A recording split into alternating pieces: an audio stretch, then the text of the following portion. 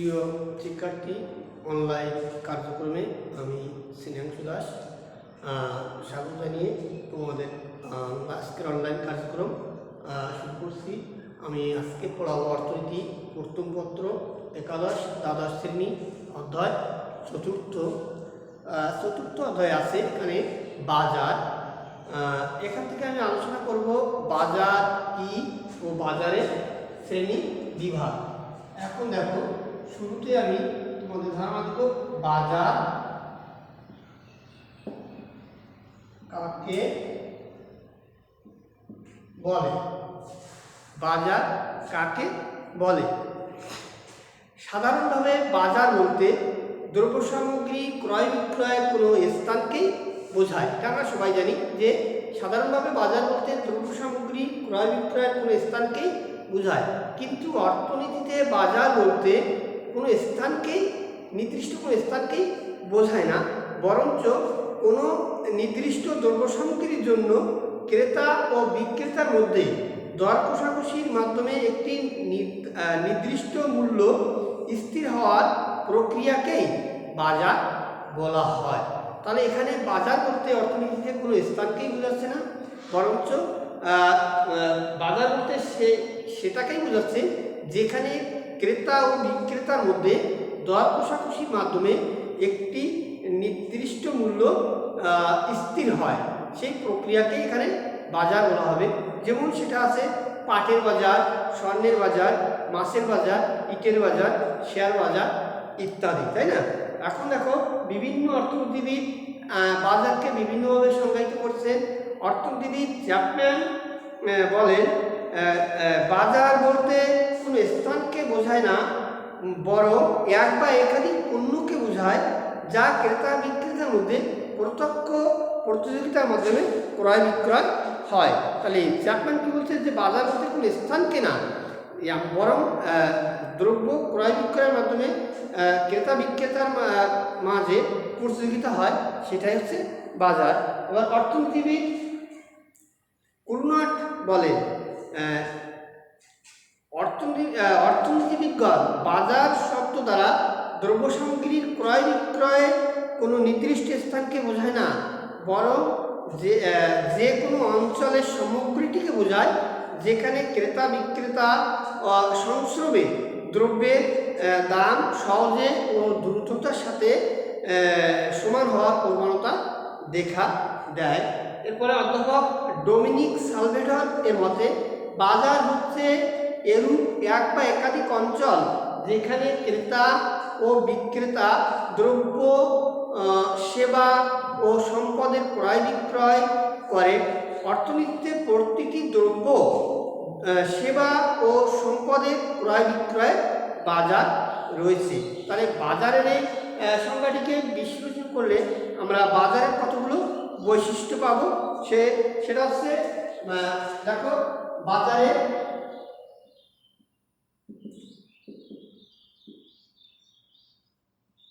বৈশিষ্ট্য, এক নম্বর বৈশিষ্ট্য আছে বিপুল সংখ্যক ক্রেতা ও বিক্রেতা। এখানে থাকতে হবে বিপুল সংখ্যক ক্রেতা ও বিক্রেতা।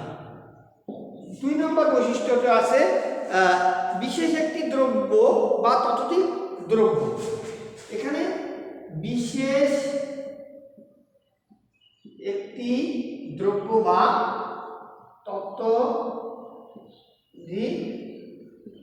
দ্রব্য। এরপরে তিন নম্বরটা আছে ক্রেতা বিক্রেতার দর কষাকষির ফলে স্থিরকৃত একটি দাম। ক্রেতা বিক্রেতা দর কষাকষির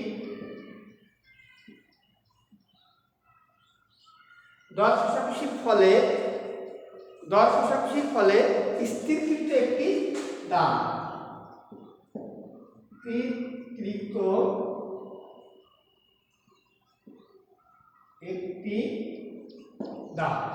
তাহলে আমরা বাজারকে সংজ্ঞাটাকে বিশ্লেষণ করলে আমরা তিনটে বৈশিষ্ট্য পাই।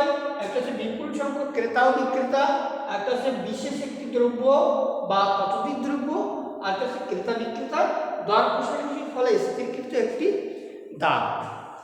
তা এখন দেখো আমি বাজারের শ্রেণী বিভাগ দেখাবো আমাদের।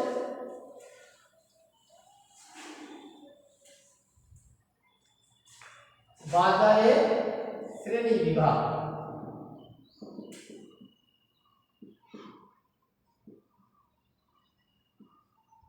বাজারের শ্রেণী বিভাগ। অর্থনীতিতে বাজার বলতে কোনো ক্রেতা বিক্রেতার মধ্যে প্রত্যক্ষ বা পরোক্ষভাবে প্রতিযোগিতার মাধ্যমে একটি সুনির্দিষ্ট দামে ক্রয় বিক্রয়কে বোঝায়। এই দৃষ্টিকোণ থেকে অর্থনীতিতে বাজারকে তিন ভাগে ভাগ করা যায়। একটা হচ্ছে আয়তনের ভিত্তিতে বাজার, একটা হচ্ছে সময়ের ভিত্তিতে বাজার, একটা হচ্ছে প্রতিযোগিতার ভিত্তিতে বাজার। দেখো বাজার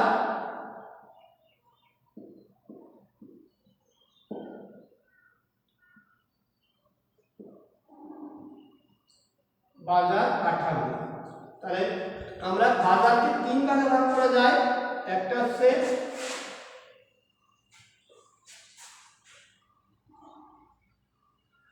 বাজারকে তিন ভাগে ভাগ করা যায়। একটা হচ্ছে আয়তনের ভিত্তিতে,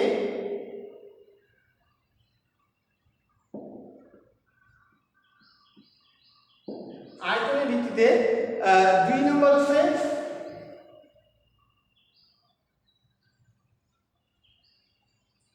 সময়ের ভিত্তিতে,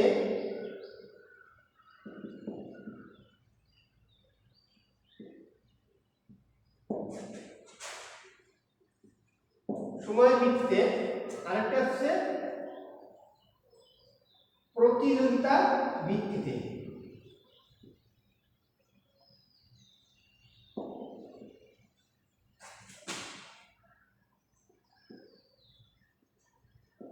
বাজার, তাহলে দেখো বাজারের শ্রেণী বিভাগ। এখানে বাজারের শ্রেণী বিভাগ বাজারকে তিন ভাগে ভাগ করা যায়। একটা হচ্ছে আয়তনের ভিত্তিতে, একটা হচ্ছে সময়ের ভিত্তিতে, আর একটা হচ্ছে প্রতিযোগিতার ভিত্তিতে। এখন আয়তনের ভিত্তিতে বাজারকে আবার তিন শ্রেণীতে ভাগ করা যায়। একটা হচ্ছে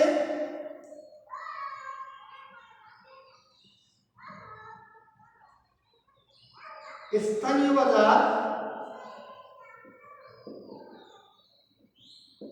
স্থানীয় বাজার, একটা হচ্ছে জাতীয় বাজার, জাতীয় বাজার, একটা হচ্ছে আন্তর্জাতিক বাজার।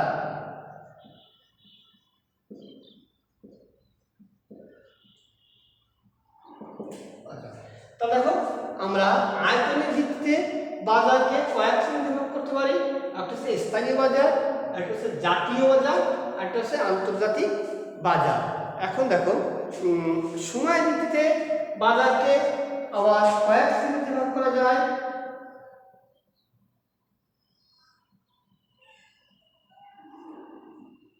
দেখো এক নম্বর আছে অতি স্বল্পকালীন বাজার। অতি স্বল্পকালীন বাজার, অতি স্বল্পকালীন বাজার। দুই নম্বর আছে স্বল্পকালীন বাজার,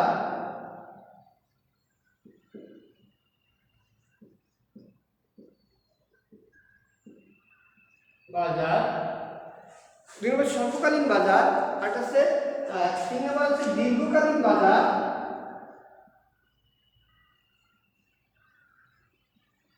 বাজার। লাস্ট হচ্ছে অতি দীর্ঘকালীন বাজার,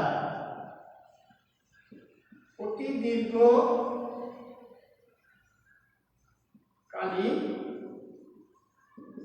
বাজার। তাহলে সময় ভিত্তিতেও বাজারকে কয়েক শ্রেণীতে ভাগ করা যায়। একটা হচ্ছে অতি স্বল্পকালীন বাজার, একটা হচ্ছে স্বল্পকালীন বাজার, দীর্ঘকালীন বাজার, অতি দীর্ঘকালীন বাজার। এবার আসা যাক প্রতিযোগিতার ভিত্তিতে। প্রতিযোগিতার ভিত্তিতে বাজারকে দুই শ্রেণীতে ভাগ করা যায়।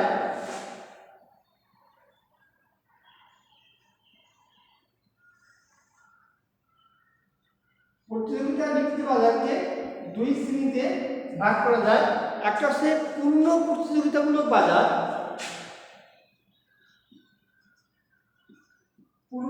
প্রতিযোগিতামূলক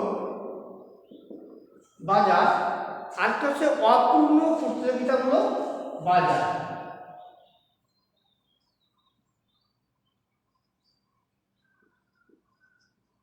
অপূর্ণ প্রতিযোগিতামূলক বাজার। দেখো শিক্ষার্থীরা, প্রতিযোগিতার ভিত্তিতে বাজারকেও দুই ভাগে ভাগ করা যায়, একটা হচ্ছে প্রতিযোগিতামূলক বাজার, একটা হচ্ছে অপূর্ণ প্রতিযোগিতামূলক বাজার। এখন এই যে বাজারগুলো আছে, এর থেকে প্রতিযোগিতার ভিত্তিতে বাজারকে দুই শ্রেণীতে, পূর্ণ প্রতিযোগিতামূলক বাজার আর হচ্ছে অপূর্ণ প্রতিযোগিতামূলক বাজার। অপূর্ণ প্রতিযোগিতামূলক বাজারকে আবার কয়েকটা ভাগে ভাগ করা যায়, সেটা আমি এখানে লিখছি। দেখো, অপূর্ণ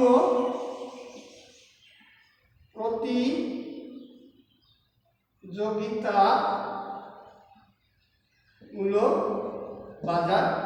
এখানে দেখো, অপূর্ণ প্রতিযোগিতামূলক বাজারকে আবার কয়েকটা শ্রেণীতে ভাগ করা যায়। একটা হচ্ছে একচেটিয়া বাজার, একচেটিয়া বাজার। তারপর আছে ডুওপলি বাজার,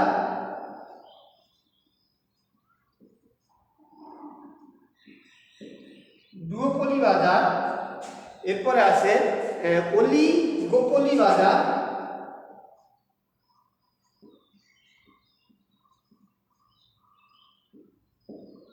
অলিগোপলি বাজার। এরপরে আছে একচেটিয়া প্রতিযোগিতামূলক বাজার, একচেটিয়া প্রতিযোগিতামূলক বাজার, একচেটিয়া প্রতিযোগিতামূলক বাজার। এরপর আছে দ্বিপাক্ষিক, দ্বিপাক্ষিক একচেটিয়া, দ্বিপাক্ষিক একচেটিয়া বাজার। এরপর আছে মনোচ্ছনি বাজার,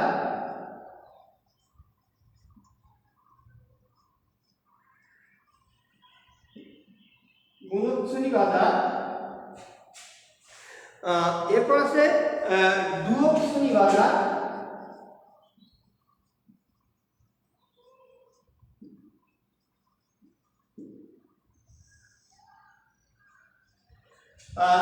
ডুওপসনি বাজার। এরপরে আছে অলিগোপসনি বাজার,